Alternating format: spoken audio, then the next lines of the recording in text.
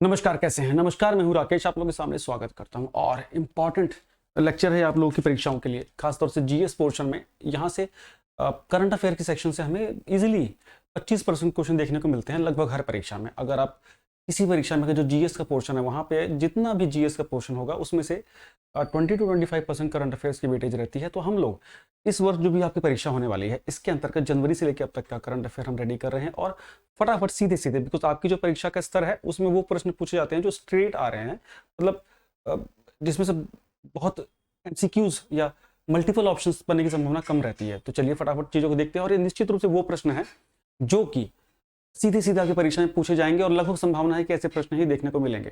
तो चलिए, ये पहला लेक्चर आप लोगों के सामने है और पहला क्वेश्चन भी आप लोग अपनी स्क्रीन पे देख रहे होंगे। जून 2024 से रिलेटेड ये क्वेश्चन है। क्या बोल रहा है?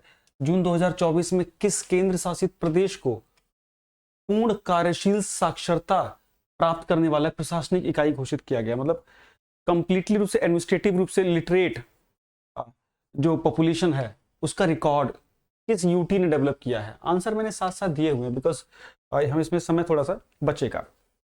चैनल पे पहली बार है तो सब्सक्राइब जरूर कर दीजिएगा। करंट अफेयर वो पोर्शन होता है कि इसमें चाहे कोई कितना भी वेटरन हो, चाहे कोई कितना भी नया हो, ये प्रश्न सबके लिए बराबर ही होते हैं बिकॉज ये बिल्कुल लेटेस्ट प्रश्न होते हैं, है ना। तो आपको पता है कि भारत का मुकुट जम्मू कश्मीर और लद्दाख, लेह लद्दाख बेसिकली अब यूनियन टेरिटरी के रूप में काउंट होते हैं, कश्मीर और लेह लद्दाख, है ना। तो अभी न्यूज़ में भी रहा था ये, इसमें भी थोड़ा ध्यान देना होगा बिकॉज यहाँ पे भी भारत सरकार ने घोषणा की कि जल्दी ही यहाँ चुनाव भी कराए जाएंगे। चुनाव से जस्ट पहले, लोकसभा के चुनाव से जस्ट पहले भी अटॉमनी को लेके वहाँ पे सिविल प्रोटेस्ट भी हुए थे जो सोनम वांगचुक जी के नेतृत्व में। तो यहाँ से क्वेश्चन ना हमको रियलिस्टिक दिखता है और लगभग संभावना है कि यहाँ से क्वेश्चन इस प्रकार का पूछा जा सकता है जो भी इससे रिलेटेड होगा, ठीक है। सामरिक दृष्टि से भी बहुत ज़्यादा महत्वपूर्ण क्षेत्र है ये हमारे लिए। आप देखते रहते हैं बीआरओ की, बॉर्डर रोड ऑर्गेनाइजेशन की कुछ ना कुछ घटनाएं, यहाँ पे कुछ ना कुछ इवेंट उनके होते रहते हैं, ठीक है। नेक्स्ट क्वेश्चन की ओर हम चलते हैं आगे। अगला क्वेश्चन हमारे इलेक्शन से तो डेफिनेटली प्रश्न आना ही है, कोई रोकने वाला है नहीं। देखो, ठीक, इस बार का इलेक्शन बहुत ही उटापटक वाला रहा था, पता होगा आपको। तो पहला क्वेश्चन तो क्या है, कौन सी लोकसभा थी ये, कौन सी लोकसभा बनी है इस बार? 4 जून को जो रिजल्ट आया है, तो 18वीं लोकसभा के लिए इस बार ये चुनाव हुए थे। 17 लोकसभा अपना समय पूरा कर चुकी है, 18वीं लोकसभा ने कार्यभार संभाल लिया है, ठीक है। और ये किस दिन से इसका सत्र, इसका पहला जो सत्र था वो किस दिन से शुरू हुआ था? मेरे ख्याल से 9 या 10 तारीख को शपथ ली गई थी, एग्जैक्ट मुझे ध्यान नहीं आ रहा, मैं देख लेता हूँ। आई गेस 9 था या 10 था, ऐसे था ना, जून में।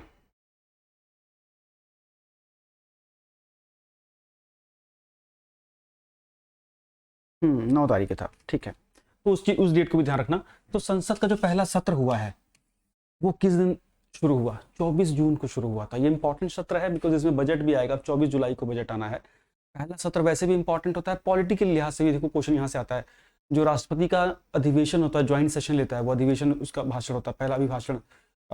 एक प्रकार से जब पहला सत्र होता है सरकार का, और हर साल का पहला सत्र, तो ये 2 बार राष्ट्रपति के भाषण होते रहते हैं, हर साल के पहले सत्र में और जब सरकार गठन होने के बाद जो पहला सेशन लगता है उसमें, ठीक है। तो 24 जून को हुआ था, ध्यान दीजिएगा। इसमें बीजेपी के नेतृत्व की जो एनडीए गवर्नमेंट थी उसने सत्ता बनाई थी, इसके अंदर सबसे बड़ी पार्टी 240 सीटों के साथ बीजेपी थी। जो अपोजिशन में करीब करीब 99 सीटों के साथ कांग्रेस थी।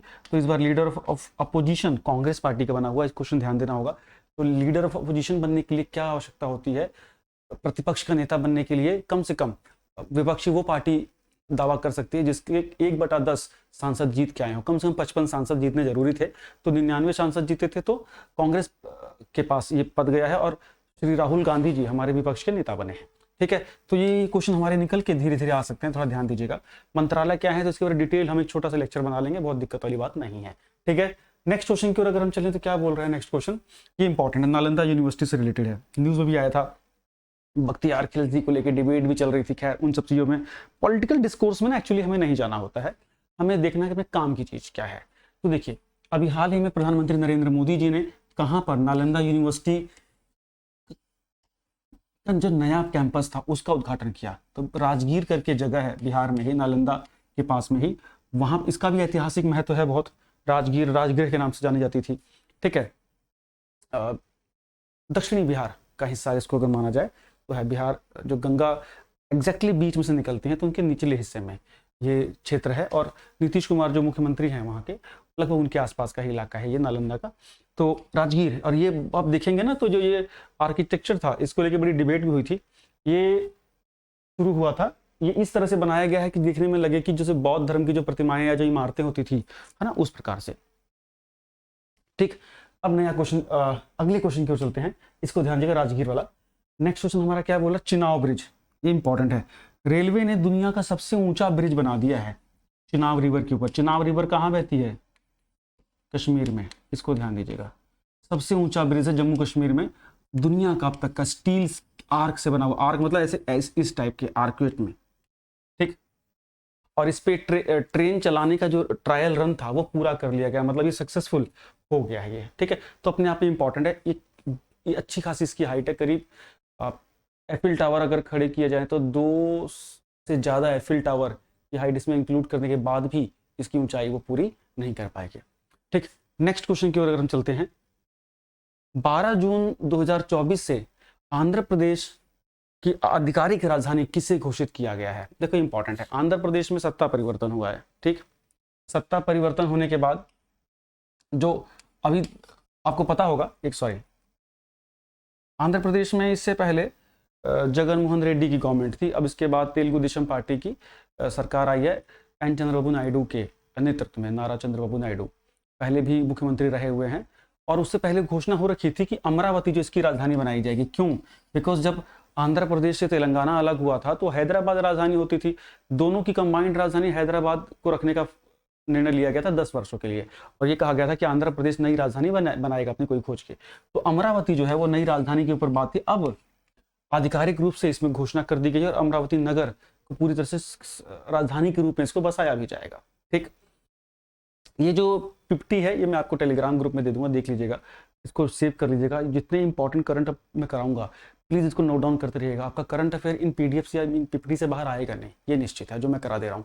इसके साथ साथ हम जो चीज़ें और डिस्कस कर रहे हैं वो भी जरूर आप लोग देख लीजिएगा। डीएसएसबी के लिए या अन्य कोई परीक्षा आप दे रहे हैं तो यहाँ से चीज़ें सफिशिएंटली हो जाएंगी। अच्छा, इसमें वही क्वेश्चन मैं कराऊंगा जिनके आने की संभावना बहुत प्रबल है ना।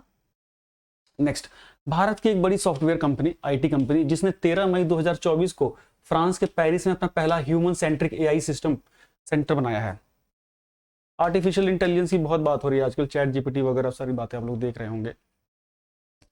वो इंडियन सॉफ्टवेयर कंपनी है TCS Tata consultancy services. Tata group की बहुत बड़ी कंपनी है, भारत में रिलायंस के बाद सबसे मूल्यवान कंपनी मानी जाती है ये। और इसने अपना विदेश में, पेरिस में, फ्रांस की का जो शहर है पेरिस राजधानी है, वहाँ पे अपना human centric AI centre centre स्थापित किया है, ध्यान दीजिएगा, ठीक है, इंपॉर्टेंट है। नेक्स्ट क्वेश्चन, भारत का पहला एयरपोर्ट जो 2 मई 2024 में जीरो वेस्ट लैंडफिल की मान्यता प्राप्त हो, मतलब वहां से जीरो अपशिष्ट, जो जीरो वेस्ट मटेरियल वहां से उत्पादित हुए हैं, मतलब एक प्रकार से जीरो वेस्ट एमिशन को प्राप्त करने वाला कौन सा एयरपोर्ट हुआ है? तो आंसर होगा तिरुवनंतपुरम का, केरला का तिरुवनंतपुरम इंटरनेशनल एयरपोर्ट, ठीक। अच्छा क्वेश्चन है, लगभग इस प्रकार के क्वेश्चन ही सीधे सीधे पूछे जाते हैं। अगर आप लोगों ने कोई एग्जाम पहले अटेम्प्ट किया होगा तो आपको अंदाजा लग रहा होगा ये वो प्रश्न है जो सीधे परीक्षाएं पूछे जा सकते हैं। नेक्स्ट क्वेश्चन क्या बोल रहा है, हाल ही में अपने स्कूली पाठ्यक्रम में आर्टिफिशियल इंटेलिजेंस को शामिल करने वाला देश का पहला राज्य Kerala. Yes, Kerala. Artificial intelligence के ऊपर बहुत बातें हो रही है और भविष्य की ऊपर डिबेट भी है कि ये कितना कारगर होगा ह्यूमन के लिए। अब आप लोग देखते होंगे कि अभी इस समय आजकल हमको जो टेलीफोन कॉल्स होते हैं वो देखो एआई ही बात करता है। व्यक्ति लोग, मतलब ह्यूमन, काफी इसमें घटे, कुछ ऐसे काम हो गए जो एआई के द्वारा ही कराए जा रहे हैं, है ना। हम नित्य रूप से न्यूज आती हैं तो इसमें लगभग हर चीज, हर बड़ी बड़ी कंपनियां इस पे कार्य कर रही हैं, तो डेफिनेटली इसको सिलेबस में हमारे लिए पढ़ना जरूरी है। तो केरल वो राज्य बना है जिसने एआई को लेके करिकुलम में बात कही है, ठीक। नेक्स्ट क्वेश्चन, इंडियन नेवी में 13 मार्च 2024 को कोस्टल समुद्र जल में पनडुब्बी रोधी ऑपरेशन के लिए किन 2 जहाजों को शामिल किया गया था, है ना। एंटी सबमरीन हमारे ये वेसल्स हैं जिसका नाम है आईएनएस अग्रम और आईएनएस अक्षय। ये इंपॉर्टेंट है, बहुत बढ़िया क्वेश्चन है। यस, आईएनएस का मतलब होता है इंडियन नेवल शिप, ठीक है। चलिए, बहुत अच्छा क्वेश्चन है। नेक्स्ट क्वेश्चन अगर हम देखें, 12 जनवरी 2024 को प्रधानमंत्री द्वारा किस नाम से समुद्र पर बने देश के सबसे लंबे पुल को राष्ट्र को समर्पित किया गया। यस, ये मुंबई में बना था अटल सेतु के नाम से। देख लो, ये वही पिक ही लगी हुई है आप लोगों के सामने, अटल सेतु के नाम से। इसकी लेंथ कितनी है? 21.8 किलोमीटर, लगभग 22 किलोमीटर का ये स्ट्रेच है, जो कि क्योंकि मुंबई जो है ना वो कई सारे आइलैंड्स को मिलके बना हुआ है, तो ये कई बार ना बहुत दूरियां तय करनी पड़ती, समुद्र होने की वजह से घूम के जाना पड़ता था। तो ये बहुत ही बड़ा काम हुआ है, ये अटल सेतु के नाम इसको दिया गया है। इससे पहले वर्ली सी लिंक बना था ना, वो भी बहुत, बांद्रा वर्ली सी लिंक, वो भी बहुत इंपॉर्टेंट था, तो वैसा ही है। नेक्स्ट, जून 2024 को इंटरनेशनल सोलर अलायंस गठबंधन में पूर्ण सदस्य के रूप में शामिल होने वाला 100वां देश कौन सा बना है? इंटरनेशनल सोलर अलायंस, जिसकी शुरुआत हुई तो 2015 में फ्रांस में इसकी नींव रखी गई थी, जिसका हेडक्वार्टर है गुरुग्राम में। और भारत और फ्रांस का एक प्रकार से ये बेबी विजन था, सौर ऊर्जा का विकास करके सौर ऊर्जा का कितना डेवलपमेंट किया जाए। और इससे जुड़ते जुड़ते 120 सिग्नेचरी देश हैं और 100 देश पूर्ण रूप से इसमें शामिल हुए हैं। तो 100वां देश कौन सा बना है हमारा? पैराग्वे, दक्षिणी अमेरिकी महाद्वीप का एक देश है, उरुग्वे और फिर पैराग्वे। तो पैराग्वे की बात हो रही है यहाँ पे, ठीक है। चलिए, नेक्स्ट क्वेश्चन क्या बोल रहा है कि मार्च 2024 में हमारे प्रोजेक्ट टाइगर के जो 50 वर्ष पूरे हुए थे, उसके उपलक्ष्य में लेपर्ड का सेंसस जारी हुआ, रिपोर्ट जारी हुआ था। 22 में हमारे कितने सेंसस थे, ये रिपोर्ट अभी मार्च में जारी हुई है ना। उसके अनुसार हमारे देश में कितने तेंदुए हैं? तो 13,874। उस समय के हमारे जो तत्कालीन पर्यावरण मंत्री थे श्री भूपेंद्र यादव जी, इनके द्वारा इस रिपोर्ट को पब्लिश कराया गया था। और हमारे देश में 13,874 13874 लेपर्ड हैं at present scenario. Next question, March 2024 में के प्रस्तुत आंकड़ों के अनुसार दुनिया की सबसे कम प्रजनन दर किस देश में दर्ज की गई है? मतलब सबसे कम फर्टिलिटी रेट, मतलब कहाँ कि लोग की जनसंख्या रिड्यूस हो रही है, जनसंख्या गति बहुत ज़्यादा स्लो हो गई है। देखिए, जो ईस्टर्न एशियन कंट्री हैं वो इससे जूझ रही हैं, खासतौर से जापान, साउथ कोरिया जैसे देश, वहाँ लोगों की जनसंख्या घट रही है, बिकॉज जो फर्टिलिटी रेट है वो रिड्यूस हो रहा है ना। वी होप कि हमारे यहाँ भी कुछ ऐसा हो। तो साउथ कोरिया है भाई, ध्यान देना, सिचुएशन कितनी खराब होती जा रही देख लो अभी, है ना। 85 में ये ग्राफ कहाँ था, अभी ग्राफ कहाँ है। नेक्स्ट, जनवरी 2024 में विश्व का सबसे बड़ा लिथियम भंडार कहाँ खोजा गया? अब देखिए, लिथियम जो है बेसिकली बहुत इंपॉर्टेंट ये एलिमेंट है। और आजकल जो पूरी दुनिया का पेट्रोल के बाद के ऊपर जो नया कंसेप्ट आ रहा है इलेक्ट्रॉनिक व्हीकल चलाने का, ईवी जो बैटरी बेस्ड, तो लिथियम ही उसका की प्रोडक्ट है जिससे बैटरीज बनती हैं, ठीक है, अंदर जो इंग्रेडिएंट है। अब माना जा रहा है कि फ्यूचर फ्यूल होगा ये, है ना। इलेक्ट्रॉनिक व्हीकल जब बनेंगे सारी चीज़ें, तो फ्यूल में पेट्रोल पर से डिपेंडेंसी हटेगी, तो इसमें लिथियम का बहुत बड़ा भंडार की बात हो रही है। लिथियम टेक्निकली भी ना बोल्विया में बहुत मिलता है, टिन भी मिलता है, और दक्षिण अमेरिकी महाद्वीप में लिथियम की काफ़ी रिजर्व पाई जा सकते हैं। लेकिन अभी तो कैलिफोर्निया यूएसए में ऐसा मिला है। भारत में भी लिथियम का एक बहुत बड़ा जगह मिला है, स्टॉक मिला है। जम्मू कश्मीर में जगह है रियासी डिस्ट्रिक्ट, वही है जहाँ पे माता वैष्णो देवी श्राइन बोर्ड के तहत माता वैष्णो देवी का मंदिर है ना, वही डिस्ट्रिक्ट है रियासी। और उसको भी ध्यान देना है, इंडिया में लिथियम का भंडार है। तो दुनिया का सबसे बड़ा लिथियम भंडार कहाँ खोजा गया है? कैलिफोर्निया में, यूएसए। नेक्स्ट क्वेश्चन, अभी किस कंपनी को मिनी रत्ना, भारत की पीएसयू कंपनी को ना मिनी रत्ना, महारत्ना की उपाधि दी जाती है जब उनका रेवेन्यू बढ़ता है। तो हाल ही में सेंट्रल इलेक्ट्रॉनिक्स लिमिटेड संस्था को, जो कंपनी है, इसको मिनी रत्ना का अवार्ड दिया गया है। एक और कंपनी है इरिडा करके, जो एनर्जी रिलेटेड कंपनी है भारत सरकार की, उसको भी मिनी रत्ना में शामिल किया गया है। इंपॉर्टेंट है भाई, देख लीजिएगा इसको, ठीक है। सेंट्रल इलेक्ट्रॉनिक्स लिमिटेड स्वर्ण जयंती समारोह, हमारे वाइस प्रेसिडेंट साहब, साथ में हमारे डीओपीटी मिनिस्टर साहब हमारे जितेंद्र सिंह जी, ठीक। नेक्स्ट क्वेश्चन, अपन ने किसको हराया अभी बारबाडोस में? T20 वर्ल्ड कप फाइनल, दक्षिण अफ्रीका को, ध्यान दीजिएगा, ठीक है। ये मैच तो खैर कोई भूल नहीं सकता है। इस T20 वर्ल्ड कप के कुछ की पॉइंट्स के ऊपर 8-10 की पॉइंट है, वो उसके लिए डेफिनेटली एक अलग वीडियो भी लेके आऊँगा, बिकॉज वहाँ से डेफिनेटली क्वेश्चन आने वाला है, ठीक है। एक साल में लगभग तीसरा फाइनल हम लोगों ने खेला था, और बहुत सही रहा कि हम वो फाइनल जीत गए, और ऐसी जगह से जीते जहाँ से कि उम्मीद नहीं थी कि हम जीत पाएंगे, ठीक है। नेक्स्ट क्वेश्चन अगर देखें, मोबाइल सारथी करके एक पोर्टल लॉन्च किया गया, मोबाइल सारथी 2.0 क्या है ये? सेबी जो भारत की शेयर मार्केट को रेगुलेट करने की एक नियामक संस्था है ना, security and exchange board of India, इसने एक पोर्टल बनाया मोबाइल सारथी। ये खास तौर से जो रिटेल इन्वेस्टर्स हैं उनको लिटरेट करने के लिए पोर्टल का निर्माण किया गया है, ठीक। चलिए नेक्स्ट क्वेश्चन देखें, अप्रैल 2024 में वर्ल्ड बैंक के द्वारा, हाँ, मतलब वर्ल्ड बैंक ने किसको अपना इकोनॉमिक एडवाइजर नियुक्त किया है, वो भारतीय मूल के हैं श्री राकेश मोहन जी।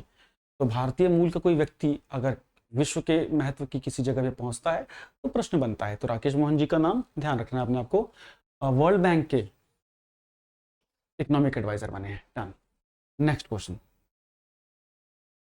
बहुत फेमस पेन पेंटर अवार्ड है, मिला है किसको? अरुंधति रॉय, बहुत फेमस राइटर है इंडिया की, नॉवलिस्ट भी हैं, ठीक, कंट्रोवर्शियल फिगर भी हैं, ठीक है, इनके ऊपर अभी केस भी चलना शुरू हो रहा है। तो पेन पेंटर अवार्ड इस बार के किसको मिला है? अरुंधति राय को। इंपॉर्टेंट क्वेश्चन है। नेक्स्ट क्वेश्चन, ये इसका ना आंसर थोड़ा सा चेंज रहेगा, ये एक्चुअली आंसर नहीं था, ये आंसर ऑर्गेनिक फार्मिंग वाला था, वो गलत टाइप हो गया। भारतीय मूल के वो अमेरिकी वैज्ञानिक है ना जिन्हें 2024 का शॉ पुरस्कार मिला है, शॉ अवार्ड, ये एस्ट्रोनॉमी के क्षेत्र में दिया जाता है। ये दिया गया है श्रीनिवास